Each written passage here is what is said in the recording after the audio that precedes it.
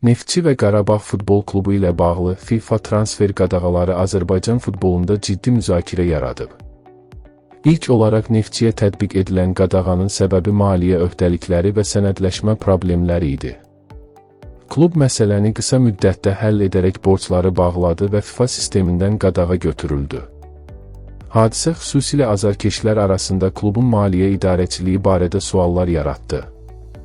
Daha sonra Qarabağın da FIFA tərəfindən transfer qadağası alması gündəmə düşdü. Bu xəbər gözlənilməz sayıldı, çünki Qarabağ son illərdə həm maliyyə, həm də idarə etmə baxımından ölkənin ən stabil klublarından biri hesab olunur. Klubdan verilən açıqlamada problemin texniki hüquqi məsələ olduğu və araşdırıldığı bildirildi. Mütəxəssislər qeyd edir ki, FIFA son illərdə klubların maaş, transfer və agent ödənişlərinə nəzarəti xeyli sərtləşdirib. Kiçik gecikmələr belə avtomatik şəkildə transfer qadağası ilə nəticələnə bilir. Hazırda əsas diqqət Qarabağın vəziyyətinə yönəlib. Çünki yay transfer pəncərəsi və Avrokuboklar öncəsi klubun heyəti gücləndirməsi vacib hesab olunur.